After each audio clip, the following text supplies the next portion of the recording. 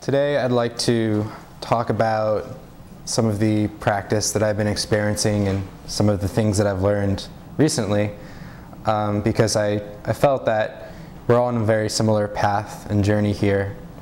It's always a little bit different for each person, but I think that there's common themes that come up, and we basically deal with the same things in our journey and in our path, just in different ways, different variations. One of the things that I've realized and I've experienced during meditation is a lot of the thinking mind getting in the way of relaxing and really being in the moment. And what I've come to realize is that when you're meditating, you're not really using your head space that much. You're more in your body space. You're more feeling your breath. You're feeling the sensations of your body. It's a very much a physical thing. It's not a mental exercise. And that's one of the things that I learned. And it's sometimes hard to get into that and shift over from using our mind to more being into our body. And I think that our society kind of makes that really difficult. You know, we're always worrying about something. We're always in our head. We always have something to think about, somewhere to be, somewhere to, you know, to kind of drift off to in our head. And so I started examining this. Where does this come from? This idea that we need to be in our head a lot of the time. And we can't just be in our body and feeling our breath and enjoying the moment. And I don't know, I don't really have a very concrete answer yet, but I've found a few things that have started to help me and started to make it much easier to let go during meditation and to really enjoy the experience and be in the moment. And one of the things that I've realized is that during meditation, the things that come up in my mind and the things that I constantly struggle with, you know, to fight out in my head and to let go, are things that I haven't really come to terms with yet outside of meditation. So for me, I tend to drift off in my head when I'm meditating and think about things that I need to do later during the day or during the week. Sometimes I think about things that I haven't done that I should have done, or I think about a problem that I'm having with somebody, a relationship issue, all sorts of different things. And it became very obvious to me that the things that my mind is battling and keeping me in that headspace, the things that my mind keeps going over are things that haven't really been resolved yet in my life. And I thought, this is kind of interesting. This is no longer an issue of just nonsense going on in my head. These things actually mean something. And maybe there's a positive reason behind my mind keeping me in my headspace and not allowing me to be in the moment. And it's not ideal. We do want to let go and we do want to enjoy meditation, but I thought maybe there's something here that my mind is trying to tell me. And maybe there's something that I need to listen to more. And so I started making it a habit to listen to what comes up in my mind more. What comes up during the day when I'm kind of just daydreaming or thinking or unable to really be in the moment. What is it that is going through my head? And why is it going through my head? Why can I not be in this moment right now? It's the same thing with meditation. Why can't I let go and just feel my breath and my energy and be here in this moment? And I started to realize that these things, like I said, are things that have not been resolved yet. And so what I've started to do is actually take some time to sit with these things, whatever they might be, whatever problems I might be going through, and actually take time to accept them. And that's not easy to do.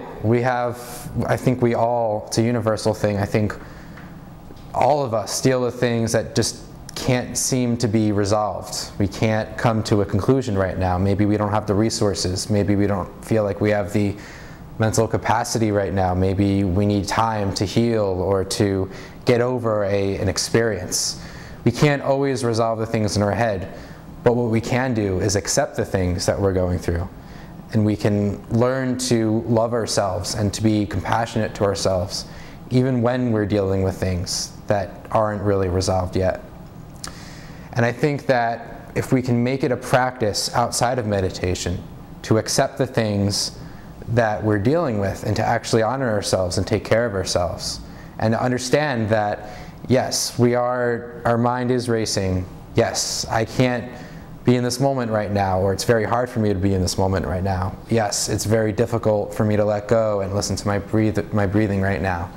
If we can allow ourselves to if we can give ourselves that space and allow ourselves to really experience what it is that we are going through and let go of that, and to actually go, okay, I accept that. I think that can make it a lot easier, so that when we come into meditation, when we're sitting down on these mats and listening to our breath, we can approach this with a much clearer mind. And getting back to the idea of letting go, it's not an easy process. There are a lot of books and resources that I've read about this, but I think one of the universal traits is having a great deal of loving kindness for ourselves. I think that whatever school of thought that you look at about letting go or accepting what is or being in the moment talks a lot about loving ourselves and being compassionate towards ourselves and towards others. I think that's really hard to do. And an exercise that I've done is I question myself and I go, what is it about this thing that makes me so uncomfortable?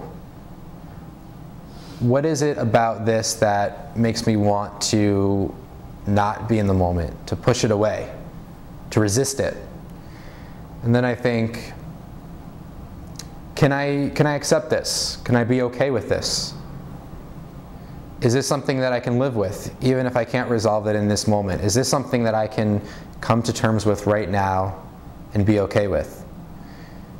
And usually the answer is yes, but sometimes it's no, and that's okay too. In fact, being aware that this is something that really is causing struggle for you is great in its own sense. So if the answer is no, it's okay as well, actually. And then I think,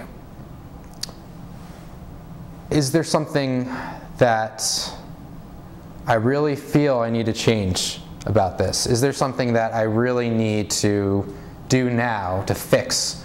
Or is this more of something that I need to just take in and experience and be with? And I found a lot of times when I think that I need to fix something, or I think I need to be anxious about something or worried about something, it's more of something that I just need to learn about and to sit with for a while and give myself more of a chance to sit with it and be with it.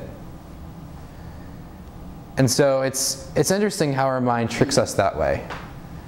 How most of the time we feel like we can't be in the moment, or we need to be somewhere else, or we need to fix something. And the thing that we're actually resisting is the very thing that helps us. It's kind of an interesting dynamic there with our mind and our body. How being in our body and being still is the one thing that actually will help us and make us healthier and more positive, and help us actually relax and be in the moment and better deal with all these things that we come across in our path.